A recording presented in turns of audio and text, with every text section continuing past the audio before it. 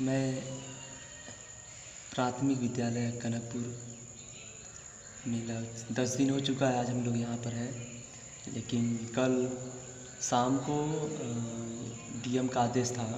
सभी सिक्योरिटी को अलर्ट किया गया कि जितने भी बाहर से आए हुए मज़दूर हों और विद्यार्थी हो, वे लोग अपने गांव में प्राथमिक विद्यालय में रह रहे हैं, तो उनके लिए ये प्रावधान किया गया है कि आप अपने घर पे सेफ रह सकते हैं। और इसके अलावा जो कुछ था यहाँ पर रहने की जो व्यवस्था थी, तो ठीक ही रहा है एक तरीके से देखा जाए तो। लेकिन आज मैं अपने घर पे जा रहा हूँ और थोड़ा सा एक अंदर से एक है कि मैं अपने घर जा रहा हूँ।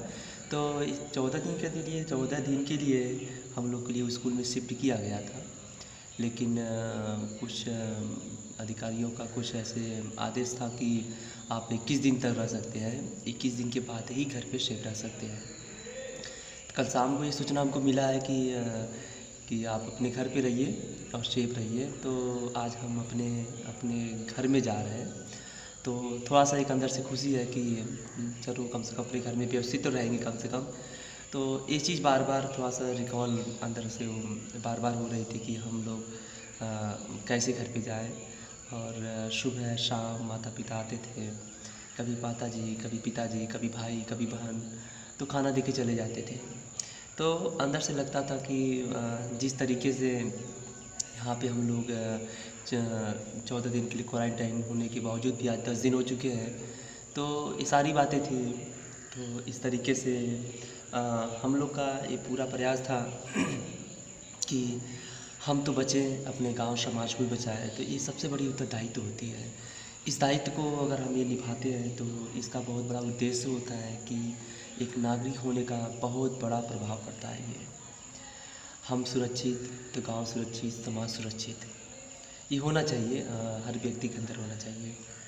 और लेकिन मुझे बार बार जब मैं आज स्कूल से मैं घर जा रहा हूँ, मुझे अंदर से बार बार क्यों ये रिकॉल हो रहा है अंदर से कि सन 2002 सन 2003 के आसपास मैं जिस प्राथमिक विद्यालय में पढ़ा था, मैं जिस प्राथमिक विद्यालय में मैंने मार खाया था और छोटी छोटी गलतियों को लेकर के, पढ़ाई को लेकर के, और काफ़ी मार खाया मैंने। और यहाँ तक कि मेरे दादाजी हमेशा यहाँ पे आते थे कि अरे मेरे इनको क्यों मारे, सब चीज़ सारी बातें था। लेकिन आज मैं वही सोच रहा हूँ कि जिस तरीके से 2002 और 2003 के दौर में मैं जिस स्कूल में मार खाया, जिस स्कूल में मैं पठन पाठन किया, जिस स्कूल में मुझे हमारे शिक्षकगण मुझे पढ़ाएं और छोटी छोटी चीज़ को मात्राओं का ज्ञान कराएं, आज उसी स्कूल में 14 दिन के लिए क्या, मैं 10 दिन के लिए मैं यहाँ पर था। तो कभी ब्लैक बोर्ड देखता था, कभी जो कभी ब्लैक बोर्ड के जो चित्र जो क ख ग घ ङ बनते हैं उसको मैंने देखता था। छोटी मात्राओं का जो परिपाटी है, जो मात्राओं को ब्लैक बोर्ड पे जो यूज करते थे, और चलचित्र के माध्यम से और तमाम पोस्टर के माध्यम से बच्चों को, छोटे छोटे बच्चों को समझाया जाता था। तो आज मैं वही सोच रहा हूँ कि जिस तरीके से ये बचपन में इस तरह से हम लोग को सिखाया गया और आज मैं उसी को देख रहा हूँ, तो बहुत बड़ा संकेत है हमें आगे बढ़ने का। मुझे एक आगे बढ़ने का, उसके साथ साथ मुझे अपने उत्तरदायित्व निभाने का बहुत बड़ा फ़र्ज अदा करना पड़ता है। तो बहुत सारी बातें हैं मित्रों, लेकिन ये है कि आज मैं इस स्कूल को छोड़ रहा हूँ। ऐसा कुछ लग रहा है कि मैं यहाँ से कुछ 10 दिन के लिए कुछ सीखा, या 10 दिन के लिए या 14 दिन के लिए मैं कुछ सीखा। तो इसके लिए मैं यहाँ के ग्राम प्रधान को मैं साधुवाद देता हूँ और सेक्रेटरी को मैं बहुत साधुवाद प्रदान करता हूँ कि इन लोग के माध्यम से मैं यहाँ पे शिफ्ट हुआ। और जो कुछ हुआ इस चीज़ को माइंड में न लेते हुए भविष्य में एक तारतम्यता के साथ जुड़ने का प्रयत्न करेंगे। और उम्मीद करता हूँ कि मैं आज घर जाने के बाद भी, इसके अलावा भी मैं घर पे सेफ रहूँगा। और लगभग 1 महीने तक मैं प्रण करता हूँ कि लगभग 30 दिन तक मैं घर पर सेफ रहूँगा।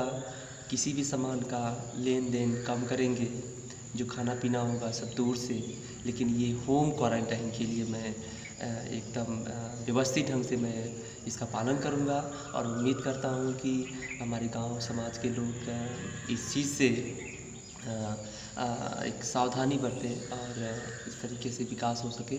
तो इसके लिए मैं यहाँ के जो स्कूल में रहने वाले लगभग 10 लोग को मैं सभी को मैं हृदय से साधुवाद प्रदान करता हूँ कि हम लोग जिस तरीके से एक एक दिन हम लोग का बीता ये एक यादगार के रूप में होगा। बीच बीच में हंसी मजाक तो ये सब चीज़ें था।